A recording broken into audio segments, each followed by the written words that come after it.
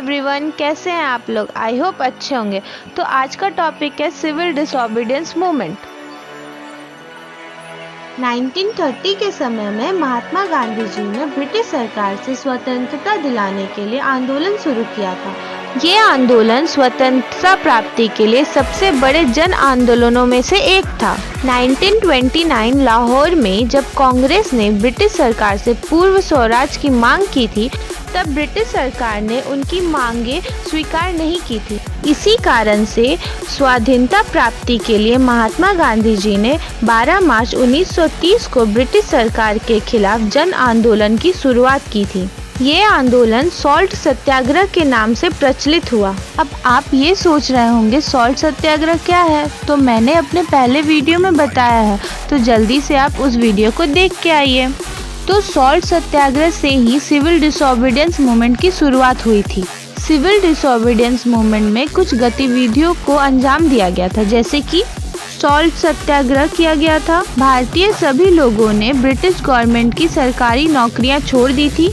British government के स्कूलों में बच्चों को भेजना बंद कर दिया था। ये मूवमेंट में भारतीयों ने ब्रिटिश गवर्नमेंट को बता दिया था कि हम हिंदुस्तानियों में कितनी एकता है। और तो और महिलाओं ने भी इस आंदोलन में साथ दिया था। विदेशी शराब और नशीली पदार्थों का विरोध किया था। सभी ने ब्रिटिश गवर्नमेंट की चीज़ों को बॉयकॉट कर दिया था, जैसे कपड़े, शराब और ये सब चीज़ों को जला भी दिया था।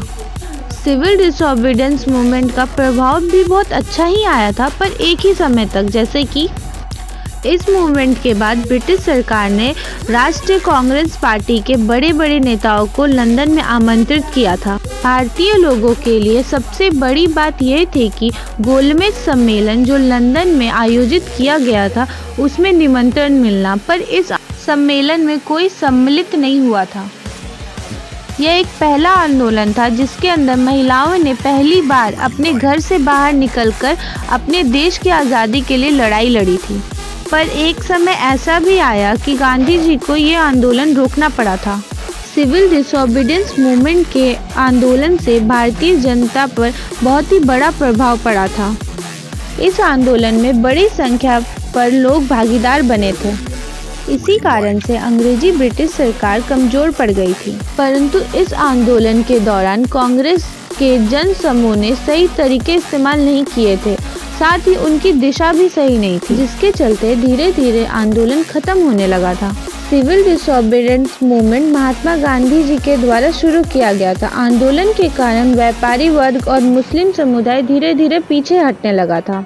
ये आंदोलन 2 चरणों में चला था। पहला चरण 10 महीने तक चला था, जो लोगों के जन समूह के आक्रोश के लिए जाना जाता है। 5 मार्च 1931 को लॉर्ड इरविन और महात्मा गांधी जी के बीच बैठक हुई थी। इस बैठक में कुछ बातों पर समझौता किया गया था। सिविल डिसोबीडियंस मूवमेंट को खत्म करने का एक बहुत ही बड़ा महत्वपूर्ण पॉइंट यही था। 5 मार्च 1931 को औपचारिक रूप से सिविल डिसोबीडियंस मूवमेंट का अंत माना जाता है। तो आज के टॉपिक में बस इतना ही। Thank you for watching.